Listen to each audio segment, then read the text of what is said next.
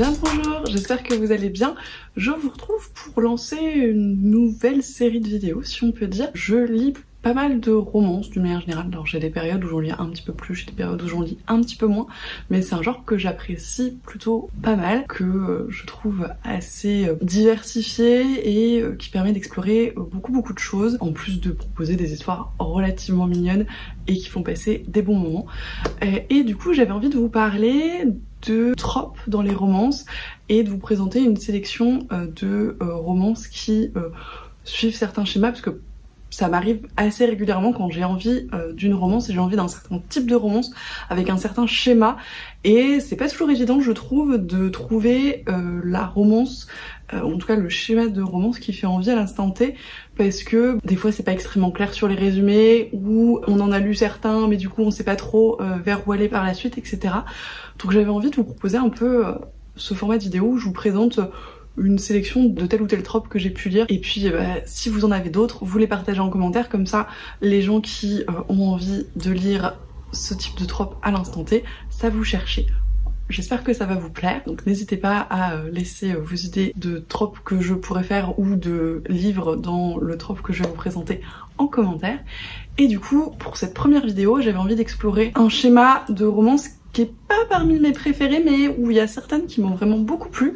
C'est le Best Friend to Lovers, donc le meilleur ami à amant amoureux. C'est un schéma que j'apprécie dans certaines circonstances, mais moi je suis globalement une grande fan de meet cute, de rencontres dans les romans. J'aime beaucoup voir comment les personnages se rencontrent et ce qu'ils pensent en fait l'un de l'autre dès les premières secondes. C'est vraiment des moments que je trouve hyper intéressants dans les romances, parce que en général ça définit un petit peu toute la relation.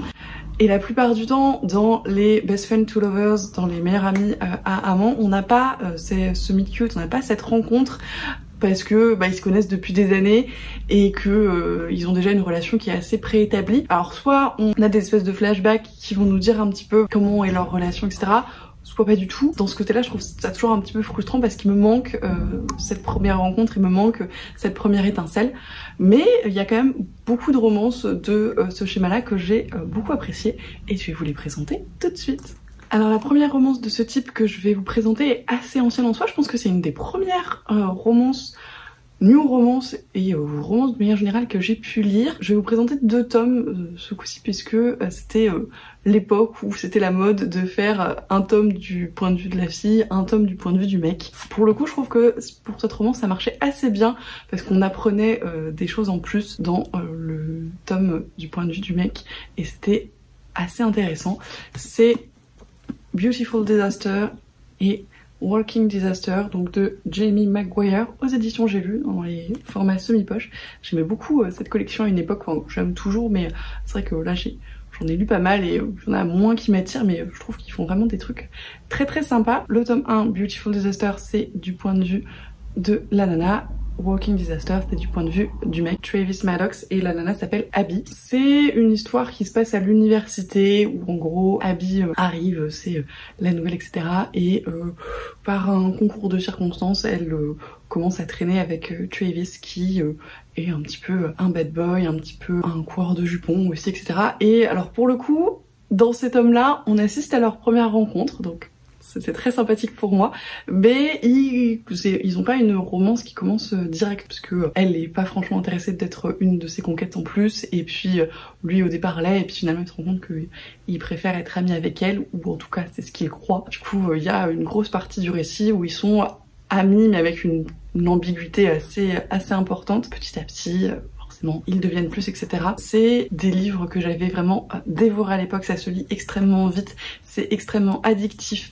Il y a tout un aspect de joute verbale, de punchline que s'envoient les personnages qui est vraiment très cool. Il y a beaucoup de répondants. C'est une relation qui est vraiment très sympa. Alors comme malheureusement beaucoup de romans, ça s'enchaîne, et encore maintenant, il y a des problèmes de communication assez importants dans ces 2 récits. En plus on les voit des 2 points de vue, donc vraiment on se rend compte que peut-être s'ils avaient un peu plus parlé, il y a des choses qui auraient pu être évitées, mais c'est vraiment des romances qui se lisent toutes seules, dans lesquelles on passe un super moment, avec vraiment beaucoup d'implications envers les personnages, envers leurs relations, beaucoup d'enjeux. C'est une de mes romances favorites encore maintenant, cette série de manière générale, parce que là du coup dans les deux et demi premiers tomes on s'intéresse donc à Amy et Travis, mais dans les tomes suivants on s'intéresse aux autres frères Maddox, donc un tome par frère, et c'est vraiment une série de romances que j'aime vraiment beaucoup.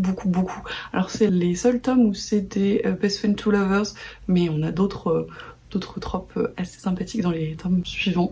Je vous en parlerai peut-être dans une prochaine vidéo, mais voilà.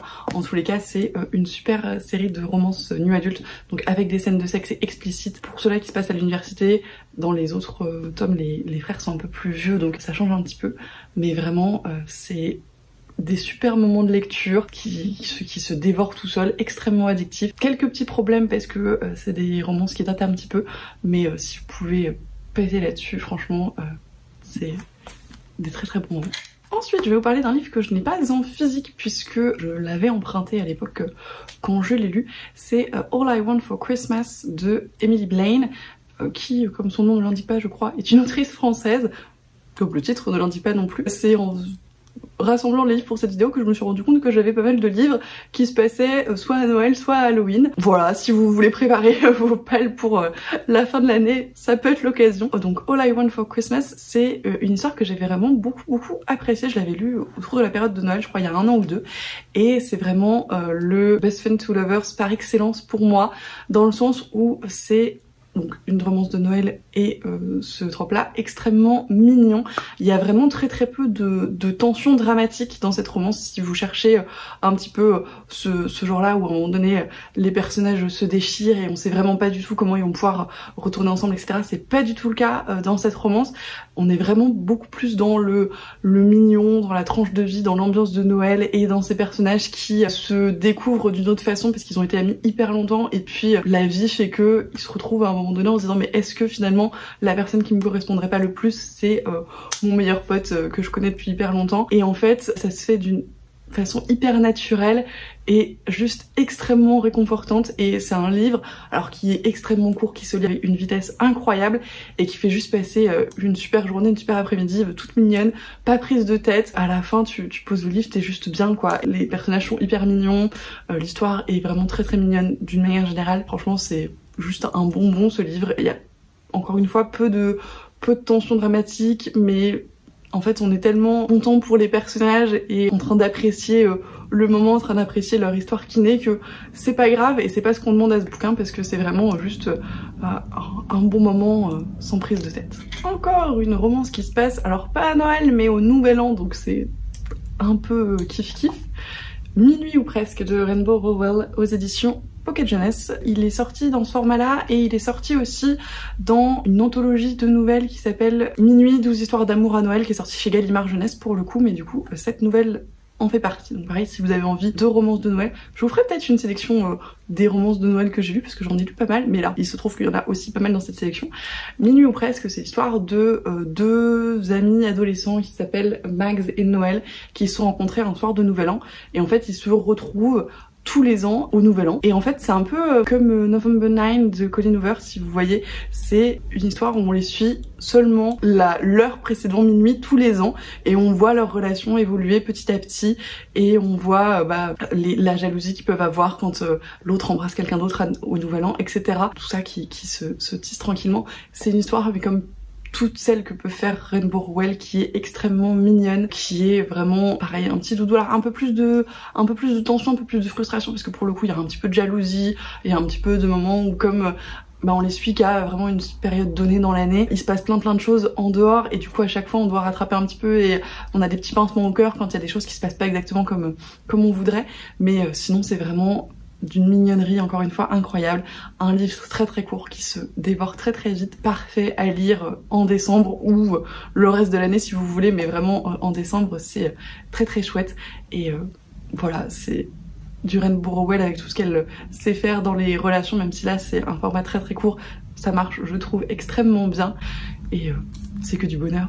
On va rester dans Rainbow Rowell parce que vraiment elle sait très bien faire les Best Friend Two Lovers, mais cette fois-ci c'est un comics parce que elle en a scénarisé un. C'est Pumpkinheads, donc de Rainbow Rowell et Faith Erin Hicks, que j'ai ici en VO. Pumpkinheads, C'est une histoire encore très saisonnière puisque ça se passe à Halloween. Donc encore une fois, si vous cherchiez quoi lire pour votre Pumpkin Autumn Challenge, c'est extrêmement chouette. Donc c'est un roman graphique, un comics qui est vraiment très très joli en plus avec des ambiances de couleurs qui sont extrêmement automnales et extrêmement plaisantes. C'est l'histoire de ces deux jeunes gens donc qui travaillent dans un pumpkin patch, donc ça doit être un champ de citrouilles je crois aux États-Unis, où c'est une espèce de manifestation qui se passe autour d'Halloween, où il y a plein de trucs autour des citrouilles, autour d'Halloween, etc. Et ils tiennent un stand de nourriture je crois, et ça fait pareil plusieurs années qu'ils se connaissent, plusieurs années qu'ils tiennent le même stand. Et là on les retrouve, donc c'est la dernière année où ils vont tenir ce stand ensemble puisqu'après ils doivent partir à l'université ou quelque chose comme ça. Cette jeune fille est bi je crois et a un crush sur une fille du Pumpkin Patch, et comme c'est le dernier jour, la dernière fois, ils se mettent dans une mission pour aller retrouver cette fille et lui avouer les sentiments de cette jeune fille, et lui se rend compte que peut-être il a des sentiments pour elle, etc. Et on suit du coup leurs aventures et leurs sentiments qui changent un petit peu. Encore une fois, c'est extrêmement mignon, en plus dans cette ambiance un peu halloweenesque, automnale, qui est magique. Toujours Rainbow Rowell avec les personnages qu'elle sait très très bien faire, leurs relations qu'elle sait très très bien faire. Ça marche extrêmement bien en version graphique parce qu'on comprend vraiment leurs sentiments, leurs enjeux, etc. Y a aucun souci là-dessus, et c'est un super moment. Encore une fois, ça se lit très très très vite, mais c'est extrêmement plaisant. Je me tâte à le relire pour cet automne pour le coup, parce que ça fait 2 ou 3 ans je crois que je l'ai lu la première fois et j'en ai des très très bons souvenirs, donc je me dis que ça peut être l'occasion. Mais si vous l'avez pas encore découvert, franchement, foncez. On sort un petit peu des romances saisonnières pour y revenir pour la fin de la vidéo.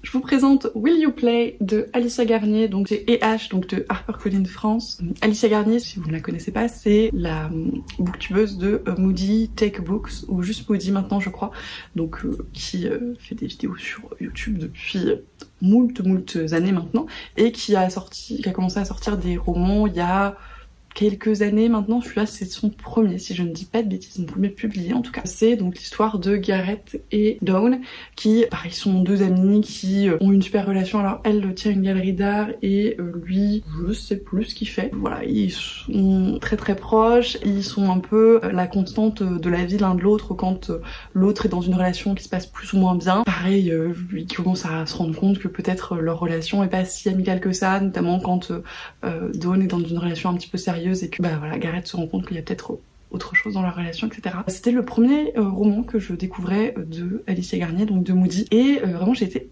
très agréablement surprise parce que j'ai beaucoup accroché à son style, beaucoup accroché à ses personnages, à leur relation qui peut être un petit peu malsaine dans le sens où comme il y a toute cette histoire de relations amoureuses en parallèle de leur relation amicale qui fait que ils se rendent compte qu'ils ont des sentiments pas que platoniques, il y a un petit peu de tromperie, un petit peu de choses qui sont pas toujours extrêmement saines, mais ça fonctionne très bien. Les personnages sont extrêmement attachants, leurs relations également. Il y a pour le coup un petit peu de drama, un petit peu d'enjeu qui fait qu'on tourne les pages très rapidement parce qu'on a envie que ça s'améliore pour les personnages qui finissent ensemble et que tout aille bien. Donc ça marche très bien pour ça. J'ai passé un très bon moment. Encore une fois, c'est un livre qui se dévore. C'était vraiment très chouette. En plus, il me semble qu'il y a un petit peu de suspense initialement parce qu'on a un jeu de temporalité qui fait que au départ on sait pas trop où on est, mais on sent qu'il y a un truc qui va pas bien, et puis après on retourne dans le passé et puis on voit comment tout ça est arrivé, et du coup ça marche encore une fois très bien pour les enjeux de l'histoire parce qu'on a vraiment envie que ça se passe bien en fait. Voilà, donc ça marche extrêmement bien, en tout cas pour ma part. Et je ne peux que vous recommander ce récit. En plus je crois qu'il a été réédité récemment parce qu'il était peut-être plus trouvable, mais en tout cas c'était une très bonne découverte en romance new adulte encore une fois, donc avec un petit peu de scènes de sexe, etc., mais pas à outrance, et vraiment extrêmement bien dosé. Et ouais, non, c'était un super moment. Et puis pour finir, je vais vous parler encore une fois d'une romance de Noël, décidément, d'une autrice que j'aime particulièrement et j'ai vraiment beaucoup apprécié cette histoire. C'est Un Noël sans fin de Christina Loren aux éditions Hugo Roman. J'aime beaucoup la couverture que je trouve pour le coup très noëlesque également. Un Noël sans fin, c'est l'histoire de Maylin qui va passer Noël comme d'habitude dans le chalet d'amis de sa famille où ils se retrouvent tous. Ils sont une grosse quinzaine je crois, avec les parents, les enfants, etc. Elle a une vingtaine d'années. Les enfants des amis de ses parents ont également la vingtaine, ils ont grandi ensemble, ils se connaissent depuis qu'ils sont tout petits. Et donc là, c'est deux frères avec lesquels elle a une relation un petit peu ambiguë, notamment pour l'un sur lequel elle a un énorme crush depuis des années. Et en fait, au début de cette histoire, ils viennent d'arriver à Chalais, de passer des vacances, etc. Et après une soirée, il se passe un truc, mon résumé est affreux. Et en fait, le lendemain, elle se réveille et c'est la même journée qui recommence. Et ça va être encore le cas le surlendemain, etc. Et en fait, elle se retrouve bloquée dans une espèce de boucle temporelle dont elle n'arrive pas à s'échapper. Et ça va être un petit peu le but de ce récit, de trouver qu'est-ce qu'elle peut faire pour s'échapper de cette boucle temporelle. Et ça parle aussi de l'enfance qui s'éloigne un petit peu quand les jeunes adultes grandissent, de tous ces changements, de se trouver, de changer de vie. Et puis il y a une histoire d'amour qui est encore une fois d'une mignonnerie incroyable, avec pour le coup beaucoup de communication, beaucoup de bons sentiments, des personnages que j'ai vraiment beaucoup appréciés. Et voilà, franchement leur histoire m'a juste trop plu. Et comme il y a en plus cette histoire de boucle temporelle, on est hyper frustré quand on a peur que ça recommence et que leur relation recommence de zéro, etc. Donc ça c'est pareil, ça marche extrêmement bien je trouve pour créer des enjeux. Donc c'est une romance contemporaine relativement adulte, je crois qu'il y a 1 ou 2 scènes de sexe, mais du coup avec ce petit côté fantastique qui apporte une touche supplémentaire dans une ambiance noëlesque à souhait. Vraiment, si vous voulez une petite romance de Noël très sympa avec un petit twist, je peux que vous recommander celle-là. Et voilà, j'ai passé un excellent moment encore une fois. J'aime beaucoup la plume de Christine Loren et ça n'a pas dérogé à la règle pour celle-ci. Et voilà, du coup c'est un best friend to lovers pour moi parce que ils se connaissent depuis des années, ils ont grandi ensemble, ils ont une relation qui est vraiment préétablie, ils se connaissent extrêmement bien. Et du coup on voit ce que ça donne pour leur relation qui se met en place et franchement c'est trop chouette. Je me suis rendu compte en sortant ce Christina Loren que j'avais lu il y a pas très longtemps un Christina Loren avec un Best Friend to Lovers aussi que je vous ai déjà présenté, mais du coup je crois que c'était pas logique de ne pas vous le présenter dans cette vidéo. Donc très rapidement, My Favorite Half Night Stand de Christina Loren aux éditions Hugo. Je vous en ai parlé dans une vidéo dernière lecture que je vous mettrai dans le petit. C'est un Best Friend to Lovers plus qu'une relation épistolaire moderne comme j'ai pu le croire avec cette couverture. Ça l'est un petit peu, mais c'est vraiment plutôt ces deux amis qui sont dans le même groupe d'amis et qui cherchent chacun un rencard pour une soirée, donc en se mettant sur des sites de rencontres en ligne. Et puis en même temps ils commencent à avoir une relation un peu de sex friend et de se rendre compte que ils vont au-delà parce que du coup ils sont déjà meilleurs amis et que forcément ça crée d'autres problématiques. C'est pas mon Christina Loren préféré, je vous en ai déjà parlé quand je vous ai chroniqué ce récit. Bon, il y a un petit peu trop de problèmes de communication, de choses qui auraient pu être gérées autrement pour que ce soit vraiment un excellent moment sans prise de tête, mais c'était quand même une lecture agréable. J'ai apprécié les personnages, j'ai relativement apprécié leur relation dans les moments où elle n'était pas trop problématique. Et voilà, c'était une belle histoire globalement. Il y a des petites choses qui moi m'ont un peu dérangé, mais franchement ça reste très fluide, ça reste très rapide à lire et ça reste globalement un bon moment. Et c'est tout pour cette vidéo, du coup merci de l'avoir regardée jusqu'au bout. Donc comme je vous le disais au début, n'hésitez pas à me dire si vous connaissez d'autres Best Friend to Lovers, donc pour m'inspirer moi ou inspirer les autres, c'est toujours chouette. Si vous avez d'autres idées de schémas de romance, de tropes que vous voulez que j'explore en vidéo, pareil, n'hésitez pas.